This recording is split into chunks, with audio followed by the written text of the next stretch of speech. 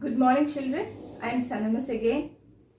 I hope you all are fine. I hope you all are going through all the videos and writing all the notes properly. Now, today last class we started our new lesson, 13th lesson, motion and time. Today we are continuing with the lesson. We are doing the second part of our lesson, motion and time. Last class we saw about pendulum. So I will be continuing with that. So I told you pendulum, it is having a metallic ball that is called the bob. It is tied to a string and it is fixed to a point. This is pendulum. This metallic ball, when you slightly touch it, it starts moving a little bit in front, backwards, again to the normal position. So we call it to and fro motion. So the bob, when it is moving and it will come to its original position, so we call it one oscillation. So the time taken is called the time period. The time is for one oscillation is the time period. Okay. So now we are going to do an experiment activity with this. So I told you, take a pendulum and you are going to move the pendulum. Now using a stopwatch or ordinary clocks, you can measure the time. So you will have to switch on the clock, then move the pendulum so that you can record the time. So you have to slightly move the metallic ball so that it will start moving. So now you have to record the time. So now you will have to count. For example, you want to know the time for 20 oscillations. So you have to slowly move the pendulum and you have to count. That is 20 oscillations. So you will have to count till 20. Then you have to see the clock. So now we have 20 oscillations and we have the time. Now when you divide the number of oscillation by the time taken, that is we have counted 20 oscillations. Now we have the time for 20 oscillations. So the time taken has to be divided by this 20 oscillations. So we will get a figure, that is the time taken for one oscillation. So you can find out that. Okay. Now all the clocks. Now there are so many type of clocks in our world. Like, we come across so many different types of clocks. So nowadays they are using and they have electric circuit in it. That is using 2 or more cells inside the clocks. That is called the quartz clock. So now this the quartz clock is very accurate in giving us the time. We will see that the time period of the pendulum is constant. So how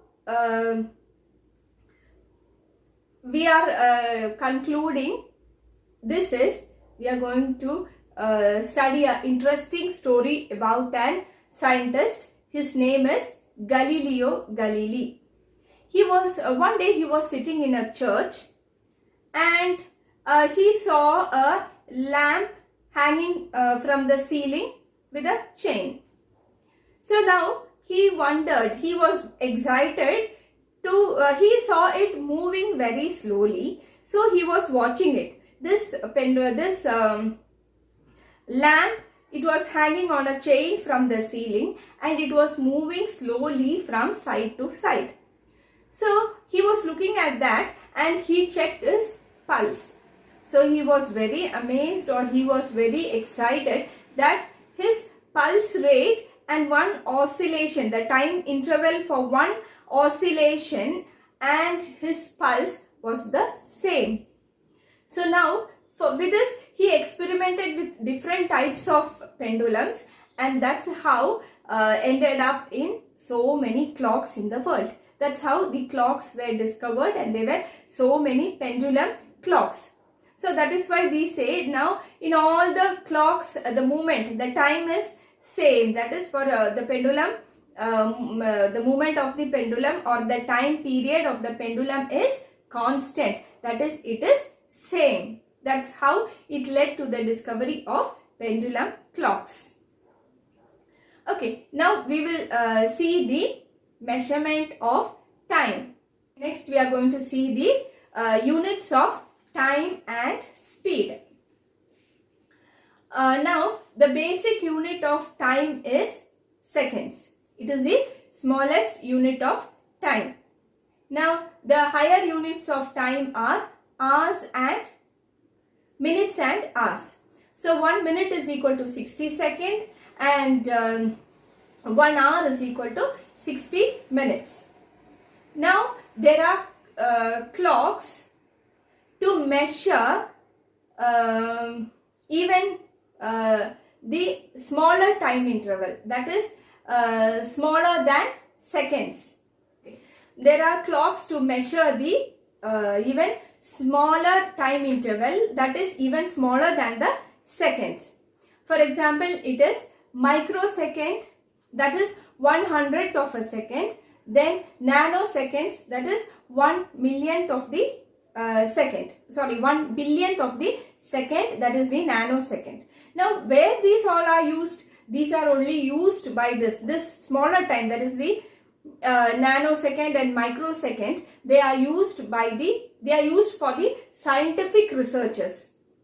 So those people are using this small time interval. Now another 1/100th and 1/10th of the second watches or clocks are used by the sports people to check the time. Okay, now this is about the time. Now I told you all the it is 1 minute is equal to 60 seconds. So and 1 hour is equal to 60 minutes. So the second is the smallest, then minutes, then hour is the highest unit of time. Okay, next the unit of speed. The basic unit of speed is meter per second. Then higher units are also used, that is kilometer per hour and meter per minute. This is also can be used to measure the speed. Now what is that per? We say PER it is, that means 1 hour. It is kilometer per hour, means that means the vehicle has taken how many, the distance covered by the car in kilometers in 1 hour. That is called the per. When you write, when I say kilometer per hour, that means that per, PER, stands for 1. That is how it means. So the basic unit of the speed is meter per second. It can also be expressed as meter by minutes. It also can be expressed as kilometer per hour. Okay, now we have to keep one more thing. The units is always singular. You don't say it in plural. That is, we know that 50 kilometers it is, right? Kilometers. We don't say that. It is plural. 50 means plural it is. But we don't say it as 50 kilometers. We don't say. When we use the unit, we use it in singular. That is, we say it is 50 kilometer. That's how we say the units. Next, how can we measure the speed of a vehicle? So in the vehicle, in a car or a bus or a lorry or a bike, you can see some sort clock like needle and all those things in the meter board or near the handle of your bike and nearing the steering of the car, you can see some box like things. One is circular and you can see one needle moving through the some markings and one thing in the middle moving, digits moving. So now that is, one is called the speedometer of the car and another one is called the odometer.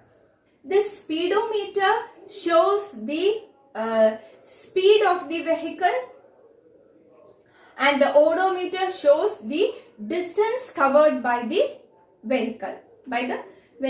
So that is the purpose of speedometer and odometer. Okay, next, if you know the speed and time, it is very easy to measure the distance covered by a vehicle. So it is nothing but, if you want to find out the distance covered by a vehicle, what you have to do is, we know the speed and time, so just multiply it. So how can you write the formula? Distance covered is equal to speed into time. So speed, when you multiply the speed and time, we know these two things. So when you multiply these two things, you will know you can get the distance covered by that vehicle in that given time.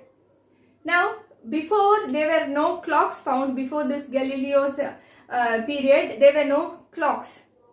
So the ancient people, they were using different methods to find the time. So now in Delhi there is Jantar Mantar, then sand clocks, then sundial. All these were some ancient clocks which were used by the ancient people. Now we will see about the distance time graph. So we get so many informations. So we can, than writing it down in the tabular form, you can represent this information through diagrams. You can plot it in a graph paper, or so these are called the distance time graph. There are so many ways are there. There are so many different type of graphs. For example, you can draw the bar graphs using the information. You can also you can plot the information given in a graph and you can draw it in the shape of bars. So that is called the bar graph. Next, by using the pie chart. Pie chart means it is a circular picture. By using percentages, the given information can be represented on it. So by looking at it, it is easy to find out what you have, the information you will be easily able to understand by looking at it. There are line graphs, etc. Now we will see a distance time graph, a simple one using the graph paper. So what you have to do is take a graph paper and you have to mark a line, that is the x-axis. X-axis is down, horizontal of the graph paper. You have to draw a line on the x-axis and you have to draw a line vertically, that is the y-axis. You have to mark it as y-axis. So now on the graph paper you have got two lines. One horizontally x-axis and one vertically, that is the y-axis. Now you can take the time in the x-axis and you can take the distance, that is in kilometers or meters, you can take it in the y-axis. Then for 1 hour or for 1 minute, how much the vehicle has moved, you can plot it against this. So the information, the time is given in the x-axis, the distance covered is given in the y-axis. So you can measure the time and you can plot it in the graph paper. For example, if you want to know the movement of the vehicle in hour or in minute, depending upon our convenience and depending upon what we want to know, the units can be taken in the graph. The information can be taken in the graph. Now, when you plot the points and when you draw a line, so if it is a straight line, that means the distance time graph, you're getting it in a straight line, means that is the motion of the car is constant. That is, it is moving with a constant speed.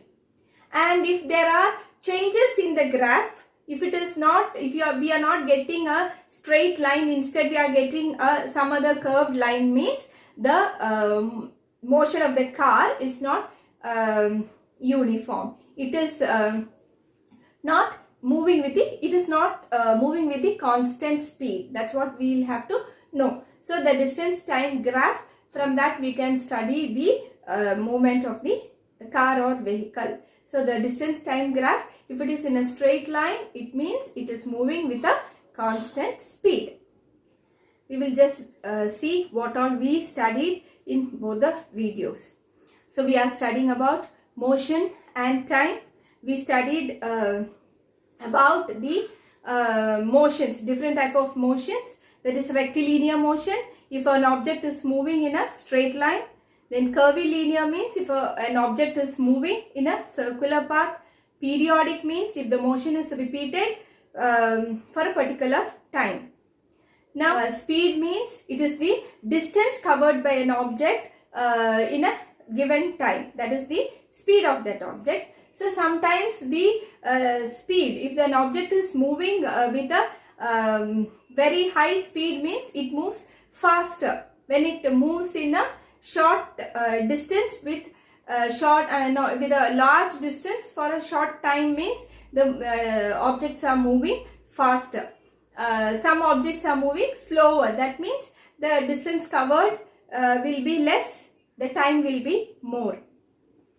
Now we saw that the clock, measurement of time, that is we are using the basic unit of time is seconds. Then the basic unit of speed, you can write it as meter per second. If you know the speed and time, we can calculate the distance covered. That is, distance is equal to speed into time. Okay, now we saw about the pendulum also. Now the distance time graph, when you are drawing a distance time graph, that if you are plotting a distance time graph with the time and the distance, if you are getting a straight line, that means the vehicle is moving with a constant speed, with the same speed. Okay children, I hope you all understood this. This is all about this lesson. Go through the text. I'll send you the notes also. Have a nice day. Thank you.